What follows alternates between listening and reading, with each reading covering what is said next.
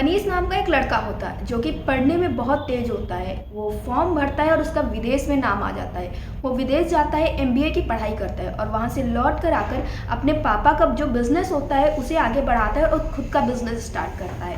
मनीष का जो बैकग्राउंड होता है वो काफ़ी अच्छा होता है। वो एक बहुत अमीर घर का लड़का होता है। जब उसकी एमबीए की डिग्री पूरी हो जाती है तो उसके लिए कई सारे रिश्ते आने शुरू हो जाते हैं। लोग उससे शादी करने के लिए तैयार हो जाते हैं, तो लोग अपनी बेटी के लिए उसके लिए रिश्ते लाने लगते हैं। लेकिन मनीष लगातार शादी के लिए मना करता है और अपनी माता और पिता से कहता है कि मुझे एक गरीब लड़की से शादी करनी है, क्योंकि जो अमीर लड़कियां होती हैं, मैंने देखा है, मैंने विदेश में रह के देखा, मैंने यहाँ भी देखा, वो घर में लोगों की इज्जत नहीं करती हैं, घर में आप लोगों की सेवा नहीं करेंगी। मैं एक ऐसी लड़की चाहता हूँ जो आप लोगों की सेवा करे और मेरा भी ध्यान रखे, मेरे ना होने पर आपको अपने माता पिता की तरह रखे। लेकिन उसके परिवार वाले सोचते हैं कि ये उसका बस बचपना है, या यूँ कहें कि वो समझदार नहीं है, इसलिए वो ऐसी बातें करते हैं। और उसके परिवार वाले उसकी शादी एक लड़की से करवाते हैं। जो लड़की होती है वो विधायक की लड़की होती है। उसकी शादी करवा देते हैं मनीष से, जिससे शादी होती है उसका नाम सुधा होता है। दोनों की शादी होती है। शादी के कुछ दिनों तक तो चीज़ें अच्छी चल रही होती। फिर शादी के 6 महीने बाद जब सुधा अपने घर जाती है, तो मायके जाती है, तो वहीं से वो किसी दूसरे लड़के के साथ भाग जाती है। और जब इन सब बारे में मनीष को पता चलता है तो वो काफ़ी परेशान हो जाता है। वो इस सब चीज़ों के लिए अपने मम्मी पापा को कोसता है, बोलता है कि मैंने पहले ही बोला था कि उससे शादी नहीं करनी, आप लोगों ने मेरी बात नहीं मानी, एक अमीर घर की लड़की से शादी करवा ली। अब देख लिया ना कि उसने समाज में हमारी इज्जत को मिटा दिया है, उसने हम लोगों को शर्मसार कर दिया है। खैर, फिलहाल ये सारी बातें होती है। मनीष का तो पहले ही मन नहीं था शादी करने का, तो वो इन सब चीज़ों से जल्दी बाहर निकल आता है। उन लोगों की इज्जत तो जाती ही जाती है, लेकिन फिर भी थोड़े समय बाद चीज़ें अच्छी हो जाती हैं। एक दिन मनीष अपने काम से, अपने कंपनी के काम से कहीं बाहर जा रहा होता है। वो ग्वालियर जाता है और जब ग्वालियर से लौट रहा होता है तो रास्ते में जब वो काफ़ी थक जाता है तो अपनी गाड़ी रोककर आराम करने लगता है। तो उसी रास्ते से जा रहे होते एक बुढ़ा सा आदमी होता है, वो जा रहा होता है, तो वो काफ़ी परेशान दिख रहा होता है। तो मनीष उससे पूछता है कि बाबा आप कहाँ जा रहे हैं? तो वो कहता है कि मैं अपनी बेटी के इलाज के लिए जा रहा हूँ, मैं काफ़ी ज़्यादा परेशान हूँ, यहाँ पे लंबे समय से बस का इंतज़ार कर रहा हूँ लेकिन बस नहीं आ रही है। तो वो पूछता है कि ठीक है, बताइए आपकी बेटी कहाँ है? तो वो देखता है कि पीछे उसकी बेटी भी आ रही होती है। तो बताता है इसको क्या बीमारी है? तो वो बताते हैं कि जो ये लड़की है ये खाना नहीं खा पाती है। वो बताते हैं कि इसको खाना भूख नहीं लगती है, ये खाना नहीं खा पाती, इस वजह से ये दिन ब दिन कमज़ोर होती जा रही है। यहाँ गाँव के सारे डॉक्टर ने अब मना कर दिया, इसलिए इसे शहर लेकर हम जा रहे हैं, वहाँ पे इसको दिखाएंगे और इसका इलाज कराएंगे, लेकिन हमारे पास इतने पैसे नहीं है। तो मनीष उसको गाड़ी में बिठाता, कहता चलिए ठीक है, हम शहर तक आपको छोड़ देंगे।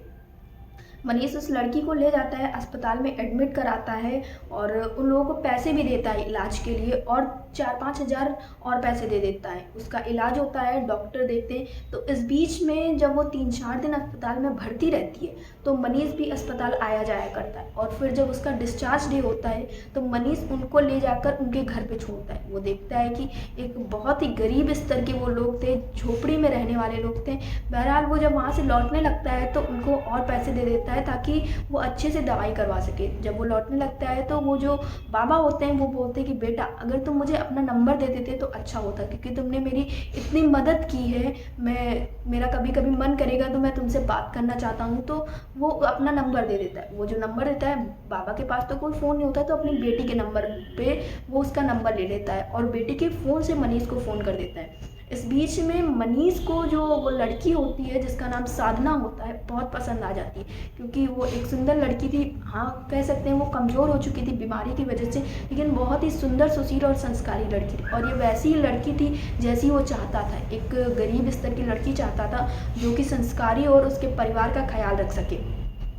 ये सारी चीज़ें होती हैं। फिर जब वो नंबर लेके शहर लौटता है तो उसके दिमाग में बस साधना का ही ख्याल चलता रहता है। और सुधा जो थी उससे उसका तलाक हो चुका होता है। फिलहाल तो सुधा भाग जाती है, लेकिन जब वो लौट के आती है तो फिर उन दोनों का तलाक हो जाता है। सुधा अपने जीवन में अलग जा चुकी थी, वहीं मनीष अपने जीवन में बहुत आगे बढ़ चुका होता है। जब वो साधना से बातचीत करने लगता है तो धीरे धीरे दोनों की दोस्ती हो जाती है। और फिर एक दिन वो साधना से कहता है कि मैं तुमसे शादी करना चाहता हूँ, मैं ऐसी ही लड़की चाहता था जो मेरे परिवार का ख्याल रखे, मेरे घर वालों के साथ रहे, मैं ऐसी लड़की से शादी करना चाहता था। तो लेकिन साधना मना कर देती है। वो कहती है कि नहीं, आप लोग एक बहुत बड़े परिवार से हैं और मैं एक बहुत छोटे परिवार से हूँ, मैं आप लोगों के साथ एडजस्ट नहीं कर पाऊँगी। इन सारी चीज़ों पे काफ़ी मनाता है वो उसे। उसके पिता भी उसे मना कर देते कि नहीं, हम अपनी बेटी की शादी आपके साथ नहीं कर सकते।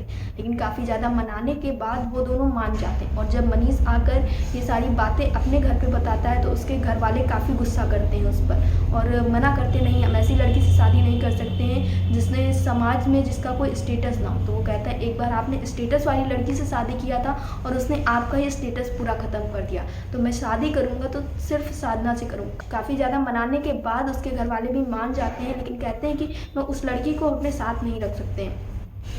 तो जो मनीष होता है वो शादी करके उस लड़की को ले जाके मध्य प्रदेश में रखता है, उसको अच्छे से रखता है, बहुत चीज़ें सिखाता है कि एक अच्छी सोसाइटी में कैसे रखते हैं, वहाँ का रहन सहन सिखाता है। उसके बाद वो लौट के आता है अपने घर फर्रुखाबाद और वहाँ पे एक ग्रैंड रिसेप्शन करवाता है, जहाँ पे वो क्लियर करता है कि हाँ वो उसकी वाइफ है और उसके परिवार वाले भी उसे अपना लेते हैं। और इस तरह से एक गरीब लड़की का जीवन एक बहुत अच्छे जीवन में बदल जाता है। और वहीं बात करें अगर सुधा की, तो जब सुधा लौट के आती है अपने घर तो उसके परिवार वाले भी उसका साथ देना बंद कर देते हैं, उसके पैसे रुपए देना बंद कर देते हैं, तो उसका जीवन बस से बदतर होता चला जाता है। और साधना जो कि एक गरीब परिवार की लड़की थी, वो अपने संस्कारों की वजह से एक बहुत अच्छे परिवार में आ जाती है और एक बहुत अच्छा जीवन बिताने लगती है।